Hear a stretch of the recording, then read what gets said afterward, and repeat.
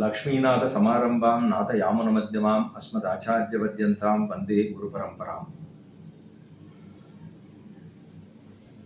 பரம்பொருள் ஸ்ரீமன் நாராயணன் சர்வேஸ்வரன் என்று கொண்டாடப்படுகிறதான எம்பெருமான், அவனுடைய கிருபை அந்த வடிவாகவே நாமெல்லாம் நல்ல வழியை பெற்று போகிறோம். ஈஸ்வரன் அப்படின்னு சொல்லப்படுகிறவன், ஈஷ அப்படிங்கிற சப்தத்துக்கு அர்த்தம் எல்லாரையும் நியமிக்கக்கூடிய சாமர்த்தியம் படைத்தவன் அப்படின்னு அர்த்தம். இந்த உலகத்தில் இருக்கக்கூடிய அத்தனை வஸ்துக்களையும், உலகம்னு சொன்னால் இந்த பிரபஞ்சம் முழுக்க எத்தனையோ அண்டகடாகங்கள், அண்டானாந்து சகசிரானாம் சகசிரான் அயுதானிச்ச என்று சொல்லுவார்கள். பல பல அண்டங்கள், ஆயிரமான கோடி கோடியாக இருக்கக்கூடிய அண்டங்கள் எல்லாம் அப்படியே இந்த உலகத்தில் இருக்க நமக்கு தெரிஞ்சது ஏதோ ஒரு 60,000 30,000 மைல் தொலைவு இருக்கலாம். உலகத்தையே ஒரு தடவை சுற்றி வந்தால் அவ்வளோதான் இருக்கும். ஆனால் இந்த உலகம் முழுக்க, இந்த பிரபஞ்சம் முழுக்கத்தானும் சர்வ வியாபியாக இந்த உலகத்தையே நியமிக்கக்கூடிய சாமர்த்தியம் படைத்தவன் எம்பெருமான், ஈஸ்வரன் அப்படின்னு சொல்லுவோம். பொதுவாக எம்பெருமானைத்தான் சொல்ல வேணும். லோகத்திலே அது ஔபச்சாரிகமாக பலருக்கும் சொல்லப்படுகிறது. ஔபச்சாரிகம்னா இது வாய் வார்த்தையாக சொல்லப்படுகிறது. ஈஸ்வரன் அப்படின்னு சொன்னா ஈசனசீலோ நாராயணஹா அப்படின்னு ஆதிசங்கர பகவத்பாதர் தெரிவிக்கிறார். ஈசனசீலோ நாராயணஹா அப்படின்னா இந்த உலகத்தை எல்லாவற்றையும் நியமிக்கக்கூடிய நியமனம் அப்படின்னா அப்படி முழுக்க ஒரு கண்ட்ரோல் அதுல வைத்து இது எல்லாவற்றையும் சிருஷ்டி பண்றது, அவர்கள் எல்லாவற்றையும் தானும் காப்பது, நியமிப்பது, ரட்சிப்பது, அழிப்பது, கடைசியாக தன்னுடைய வாயிலே தானும் இட்டுக்கொண்டு வயிற்றிலே அடக்கி கொள்ளுவது, இது பூரவே எம்பெருமான் தான் பண்றான். ஆனா ஆங்காங்கே அவர் செய்வது ஒரு டெலிகேஷன். பிரம்மாவுக்கு இதை நீ பட அப்படின்னு சொல்றார். அப்படி இப்படி ஒவ்வொன்றையும் தான் செய்து முடிக்கின்றபடியினாலே, நியமிக்கக்கூடிய சாமர்த்தியம் இருக்கின்றபடியினாலே அவனுக்கு ஈஷ அப்படிங்கிற சப்தம் சொல்லப்படுகிறது. அந்த எம்பெருமானுக்கு என்ன, அவனுக்கு இருக்கக்கூடிய உயர்ந்த ஒரு விஷயம் என்னன்னா சுவாதந்திரியம்னு சொல்லுவோம். சரி, உயர்ந்த விஷயமா அப்படின்னா எம்பெருமான் மட்டும் தன்னுடைய சுவாதந்திரியத்தை காண்பித்தானே, ஆனால் நாமெல்லாம் நல்ல கதி என்பதை அடைவது கொஞ்சம் கஷ்டம். அங்கனி ரெண்டும் கொண்டு எங்கள் மேல் நோக்கரியல்னு ஆண்டாளுடைய பாசுரம் இல்லையா? ஒரு கண்ணால பார்த்தான்னா நம்முடைய பாபங்கள் பூரா தெரிஞ்சுட்டு, ஒரு கண்ணுல பார்த்தானா கிருபையோட பார்ப்பார். அப்படின்னா இப்ப இங்க பார்த்துட்டா இங்கேருந்து பார்க்கவே முடியாது. அப்புறம் அதனால அவனுடைய கடாட்சத்தை பெரும்படியாகத்தான் நாம் இருக்க வேணும், பிரார்த்திக்க வேணும், செயல்பட வேணும். அப்படின்னா பகவானுக்கு இருக்கக்கூடிய சுவாதந்திரியம், ஏன்னா அடக்குவார் இல்லாத சுவாதந்திரியம். நம்மளை எல்லாரையும் யாராவது ஒருத்தர் அடங்கிட்டேதான் இருப்பா. இந்த உலகத்துல எல்லாருமே ஒருத்தருக்கு ஒருத்தர் அடங்கித்தான் இருக்கணும். யாருமே எனக்கு மேல ஒண்ணும் இல்லைன்னு யாரும் சொல்ல முடியாது இல்லையா? அப்ப எல்லாருமே அடங்கித்தான் இருக்க வேண்டும். இவன் எம்பெருமான் எப்படின்னா அடக்குவார் இல்லாத, நிவாரகர் இல்லாத சுவாதந்திரியம் என்று சொல்லுகிறார்கள். இவனை யாருமே அடக்கவே முடியாது. இப்போ ஒரு உதாரணத்துக்கு சொல்லணும்னா யானை சொல்லலாம். யானை யாராலும் அடக்க முடியுமா? அதுவா அடங்கினா தான். இப்ப பெருமாள் அப்படித்தான். யானையை யாரும் அடக்க முடியாது. அந்த அங்குஷத்தை போட்டு அதை எப்படி போடணும், எப்படி நிறுத்தணுங்கிறது ஆனப்பாகனுக்கு தான் தெரியும். அடக்குவார் இல்லாத நிவாரகர் அப்படின்னு சொன்னா பெருமாளை யாரும் அடக்க முடியாது. ஆனா அவர் என்ன பண்றார்? அடங்கியிருக்கார். அந்த சுவாதந்திரியத்துக்கு நிரங்குஷ சுவாதந்திரியம் அப்படின்னு பேரு. அடக்குவதற்கு ஆள் இல்லாது இருக்கக்கூடிய, நம்மளே சில குழந்தைகளை சொல்லுவோம், உனக்கு அடக்கவே ஆள் இல்லை, அதனாலதான் ரொம்ப ஆடின்னு இருக்கு அப்படிம்போம். ஆனா எம்பெருமான உண்மையாகவே அவர்தான் சர்வேஸ்வரன்.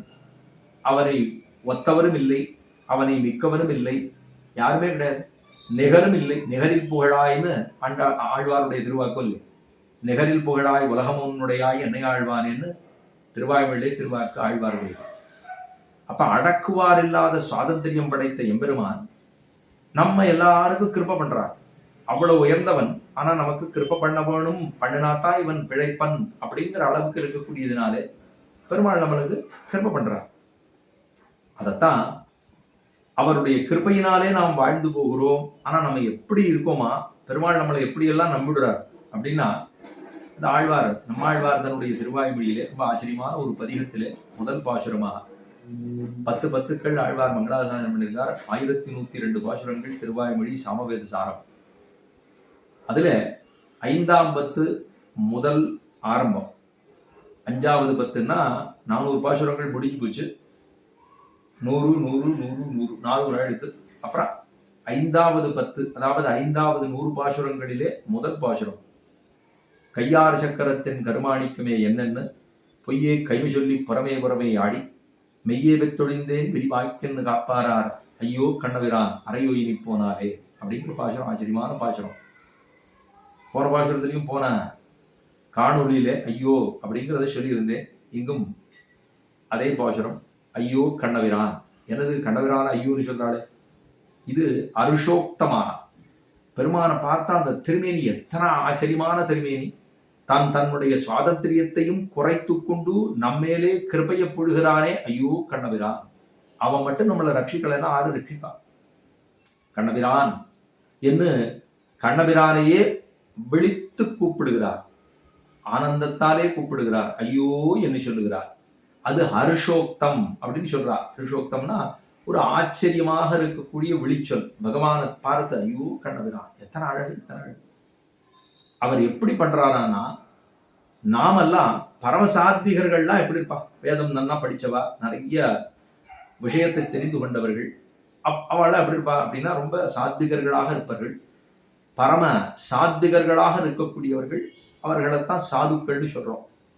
அவளுக்கு கோபமே வராது, எதை கொடுத்தாலும் அவர்கள் இதுதான் வேணும் அதுதான் வேணும் என்பதில்லை. எந்த இடத்துல இருந்தாலும் தங்கிடுவா, எதை கொடுத்தாலும் சாப்பிடுவார்கள். ஆரையும் ஒன்றும் வஞ்சிக்க மாட்டா, ஹிம்சிக்க மாட்டா, சொற்களாலோ காயத்தாலோ எத்தையும் பண்ண மாட்டா. அப்படி இருக்கிறவர்கள் பகவான் அவர்கள் வேற ரொம்ப பிரியமா இருப்பா. ஏன்னா ஞானி தாத்மைவமேவதம் கண்ணன் கீதையிலே தெரிவிக்கிறார். ஞானிதான் எனக்கு ஆத்மான்னு சொல்லிக்கிறார் எம்பெருமான். 7வது அத்தியாயத்துல ஞானி இருக்கானோ இல்லையோ அவனைத்தான் எனக்கு ரொம்ப பிடிச்சிருக்கு. அவன் யாருன்னா பகவான் நமக்குள்ள இருக்கார். அவர் என்ன சொல்றாருன்னா எனக்குள்ள அவன் இருக்காங்கிறார். ஞானி தாத்மைவமேவதம், அதுதான் எனக்கு உயர்ந்தது, இந்த ஞானியத்தான் எனக்கு ரொம்ப பிடிக்கும்னா. ஞானிதானே நம்மாழ்வார். அந்த நம்மாழ்வார் சொல்றார், கையாறு சக்கரம். பெருமாளே எவ்வளவு அழகா இருக்கு, நீ கையாறு சக்கரம், இதோட நீ இருக்கன்னா இது எவ்வளவு அழகா இருக்கு, பார்க்க பார்க்க ஆனந்தமா இருக்கு. கையாறு சக்கரத்து என் கருமாணிக்கம். சக்கரம் திருவாழியாழ்வானோடு தானும் இருக்கக்கூடிய அழகு. அந்த அழகை பார்த்து சொல்ல முடியுமா, என்னன்னு சொல்ல முடியுமானா அத்தனை அழகா இருக்கு. கையாறு சக்கரத்து என் கருமாணிக்கமே. எவ்வளவு உரிமை கொண்டாடுறார் ஆழ்வார். என்னோட கருமாணிக்கம், என்னோட கருமாணிக்கம். கரிய மேனி, அங்க போன பாசுரத்துல நீலமேனின்னும், இப்ப கரிய மேனி, கரிய மாணிக்கம், கருமாணிக்கம். கையாறு சக்கரத்து என் கருமாணிக்கமே என்னன்னு அப்படி பெருமாளை என்ன பண்றேன்னா, பரம சாத்விகர்கள்லாம் எப்படி வந்து பெருமாளை செய்ப்பாளோ அந்த மாதிரி நான் என்ன பண்றேன்னா ஒரு வேஷம் போட்டுக்கிறேன். என்ன வேஷம்? பொய் வேஷம். இப்ப எப்படி பசுத்தோல் போர்த்த புலிங்கிறோம் இல்லையோ, அந்த மாதிரி நாம் எல்லாமும் ஆண்டாள்கிட்ட போய் அப்படி தானே கேட்டோம், பிரார்த்திச்சோம், எங்களுக்கு கொடுன்னா. அது எப்படி சாதாரணமா பசுமாடு கண்ணுக்குட்டிக்கு பால் கொடுக்கும். ஆனா அந்த கண்ணுக்குட்டி செத்து போச்சுன்னா அதுக்கு ஒரு வைக்கலெல்லாம் வச்சு அடைச்சு ஒரு பொய்யான ஒரு கண்ணுக்குட்டியை கொண்டு வந்து பக்கத்துல நிறுத்துவா. அது பால் சுரக்கும், அப்பதான் பால் வரும். அதுக்கப்புறம் கறந்துருவா. அப்ப அதுக்கு எப்படி கொடுக்கிறதோ, அந்த தேனுவானது எப்படி பால் கொடுக்கிறதோ அது போல எம்பெருமானும் நம்மளும் வந்து சேவிக்கிறோம். ஆண்டாளும் சேவிச்சா, கோபிமார்களும் சேவிச்சா, ஆண்டாளும் சேவிச்சா, நம்மளும் சேவிச்சோம். அப்ப நமக்கும் அதே கிருஷ்ண அனுபவம் பெறுகிறோம் அப்படின்னு சொன்னா பகவானுடைய கிருப்பை தானே சொல்லணும். ஈஸ்வர சுவாதந்திரியம்னு சொல்ல முடியுமா? முடியாது. அவர் ரொம்ப பரம கிருப்பையோடு நமக்கு அத்தப்பொழிகிறார். அப்ப நான் என்ன பண்ணேன்னா, பரமசாத்விகர்கள்லாம் எப்படி பெருமாள்கிட்ட போய் சேவிப்பாளோ அந்த மாதிரி என்ன பண்ணேன்னா ஒரு வேஷத்தை போட்டு பொய்யா போறேன். எப்படி? பொய்யே கைமை அப்படின்னா இது பரியாய சப்தங்கள், ரெண்டும் ஒரேதான் அர்த்தம், கொடுக்க போறது ஒண்ணுதான். பொய்யே கைமை அப்படின்னா பொய் கைமை ரெண்டும். அப்ப ரெண்டுக்கும் இதுக்கு அது இதுக்கு அது, அத ஒரு ஒரு ஒரு சொல்லானது 2 அர்த்தங்கள் கொடுக்கும் இல்லையோ, அந்த மாதிரி சப்தம் பரியாய சப்தம் என்கிறோம். அதுல கையாறு சக்கரத்து என் கருமாணிக்கமே என்னன்னு, அப்பா பெருமாள் என்னமா இருக்கு என்னமா இருக்கு அப்படின்னு மூலஸ்தானத்துக்கிட்ட போயிட்டோம்னா, ஆஹா எம்பெருமானே திருவடியே திருவடி, திருமுகமே திருமுகம், ஆஹா, என்ன அழகு, என்ன அழகு, என்ன அழகு, எல்லாரும் கேட்கும்படியா நம்ம சேவிக்கிறோம். அப்ப என்ன பண்றோமா நம்ம அப்படின்னா, பரமசாத்விகர்கள் நல்லா தான் சேவிப்பா. அவர்கள் அப்படியே மௌனமா பெருமாள் சேவிப்பா. திருப்படியிலேருந்து திருமண்டலம் வரைக்கும் சேவிப்பா. சேவிச்சுட்டு அப்படியே தனியா ஒரு இடத்துல அமர்ந்து கொண்டு அசைபோட்டுக் கொள்ளுவர்கள். அதுதான் பெரியவர்கள்லாம் பண்ணுவா. சாத்விகாள் என்பவர்கள் அப்படி பண்ணுவார்கள். நம்ம என்ன பண்றோம்? கையார சக்கரத்தின் கருமாணிக்கமே என்னன்னு அப்படியே சொல்லிட்டு பொய்யே கைமை சொல்லி புறமே ஆள். நான் என்ன பண்றேன்னா பொய்யா போறேன். பொய்யே கைமை சொல்லி புறமே ஆடி பாக்கிய விஷயங்கள், உலகத்தில் இருக்கக்கூடிய அத்தனை விஷயங்களையும் ஏற்படுத்தி கொண்டு இது இப்படி இருக்கா, அது இப்படி இருக்கா, அங்க போனா இப்படி இருக்கும், அந்த நாட்டுக்கு போனா இங்க இருக்கும், இப்படி இங்க ஒரே பனி கூட்டுதான், அங்க ஒரே மழை பெய்யுதான், அங்க வெயிலே வரலையா, அந்த நாட்டுக்கு போனா இந்த உலக விஷயங்களிலேயே அப்படி ஈடுபட்டுட்டே இருக்கேன் நான். அதுதான் புறமே ஆடி பாக்கிய விஷயங்களிலேயே ஈடுபட்டு கொண்டு புறமே ஆடி இவ்வளவும் பண்றேன். சாத்விகாள் பண்றா, பெருமாளை ஸ்தோத்திரம் பண்றா, தியானிக்கிறா, திரட்டபியோ சோதபியோ மந்தபியா நிதித்யா சிதிபியான்னு அவ பண்றா. பெருமாள் அவர்களுக்கு பிராப்தத்தை கொடுக்குறான்னா அது நியாயம். ஆனா பெருமாளை நான் என்ன பண்ணுறேன், நான் ஏமாத்துறேன். பெருமாள் என்ன பண்றேன், மெய் அப்படின்னு அவன் நினைக்கும்படியாக நான் பொய்யாக போகிறேன். அதுதான் பொய்யே கைமை. நான் என்ன பண்றேன்னா அவர்களை போலவே நானும் நடிக்கிறேன். நடிச்சுட்டு பொய்யே கைமை சொல்லி புறமே ஆடி மெய்யே வெத்தொழிந்தேன். இவ்வளவு நான் பண்ணிட்டு பெருமாள் முன்னாடி போய் நிற்கிறேன். போய் நின்னா, பெருமாளே நீ என்னை ரட்சிக்கணும், நான் எவ்வளவு பக்தன் தெரியுமா அப்படின்னு அவர்கள் பரமசாத்வர்கள் என்ன செய்வார்களோ அது மாதிரி நானும் பண்றேன். பண்ணிட்டு புறமே ஆடி மெய்யே வெத்தொழிந்தேன். ஆனா பெருமாள் எனக்கு என்ன கொடுத்தாரு தெரியுமா? இந்த பரமசாத்வர்களுக்கு என்ன கொடுத்தாரோ அதே எனக்கு கொடுத்துட்டார். பெருமானுடைய திருவடி நிலைகளை நமக்கும் கொடுத்து அருளுகிறான். அவன் சுவாதந்திரியத்தோடே அன்று பரமகிருமியார். அதனாலதான் ஈஸ்வர சுவாதந்திரியம்ங்கிறது எவ்வளவு பெருசு.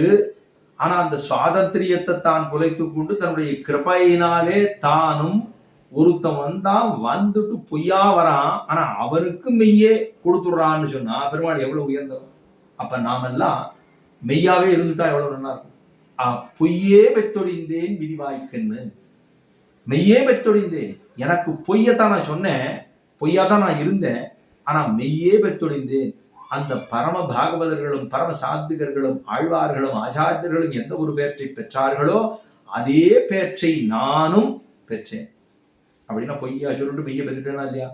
மெய்யே பெத்தொழிந்தேன் விதிவாய்க்குன்னு காப்பாரார் ஐயோ கண்ணபிரான். இதனாலதான் ஆச்சரியமா சொல்லிட்டாரோ, எனக்கும் நீ மெய்ய கொடுக்குற வித்யா ஐயோ அப்படின்னா ஒரு அந்த பெருமாளை சேவிக்கிறோங்கிற ஒரு அந்த விஷயத்தினாலே ஒரு விழிச்சொல்லாக ஆச்சரியமாக அத்தை சொல்றார் ஐயோ கண்ணபிரான். இங்கேயும் நம்ம சொல்லணும்னா ஐயோன்னு சொன்னா கண்ணபிரான் முடிச்சுடுவோம்.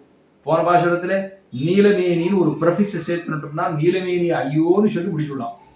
ஐயோன்னு சொல்லலாம், தப்பு இல்லை. ஆழ்வார்கள் சொல்லியிருக்கான்னு சொல்லி முடிச்சுடலாம். நம்ம எப்படியுமே பொய் தான். அப்ப ஆழ்வார்கள் சொன்னதை நம்மளும் சொல்லலாமோ? ஆழ்வார்கள் மெய்யாவே சொன்னார்கள், நான் ஏதோ சாதாரணமா சொல்றேன். அப்ப நீலமேனி ஐயோன்னு அங்கே சொல்லிவிட்டோம். ஆனா இங்க என்ன சொல்ல போறோம், ஐயோ கண்ணபிரான். அங்கேயும் நீலமேனி ஐயோன்னு போடணும், இங்க என்ன பண்ணணும், ஐயோ கண்ணபிரான். இங்க சஃபிக்ஸ் போட்டுடணும். அங்க நீலமேனின்னு ப்ரெஃபிக்ஸை சேர்த்துடணும், இங்க ஐயோவுக்கு பின்னாடி கண்ணபிரான போட்டுடணும். ப்ரெஃபிக்ஸ் அங்கே நீலமேனி ஐயோ, இங்கே ஐயோ கண்ணபிரான் அப்படின்னு பின்னாடி சேர்த்துட்டோம்னா அறையோ இனி போனாலே வேற 6 தான் நம்மளை ரட்சிக்க முடியும். 6 ரட்சிக்க முடியாது, நிச்சயமா முடியாது. நமக்கு இருக்கக்கூடிய பாதகங்களுக்கும் பாபங்களுக்கும் நமக்கு இருக்கக்கூடிய கிருத்திரிமமான புத்தின்னு சொல்றா வியாக்கியானத்துல. கிருத்திரிமம்னா ரொம்ப தாழ்ந்து அப்படியே பேசுறதே, கொஞ்சம் அப்படியே குத்தியே பேசுறது, ஆருடையும் நேரா பேசுறது இல்லை, குத்தி பேசுறது, திருச்சி பேசுறது, பொய் பேசி சொல்றது, எல்லாத்துலேயும் போய் பெருமாள் சேவிக்கிறத கூட போய் சொல்லணுமா? அதில் கூட சொல்ல வேணாமா? அப்ப அவ்வளவு செய்கிறோமே, மெய் பெறுகிறோம், ஆனா சொல்லுவது கூட பொய். அதனால மெய்யே பெத்தொழிந்தேன் விதிவாய்க்குன்னு காப்பாரார் ஐயோ கண்ணபிரான். அரையோயினி போனாலேன்னு பகவானுக்கு இருக்கக்கூடிய கிருபை எவ்வளவு கிருபைனா மகா கிருபை.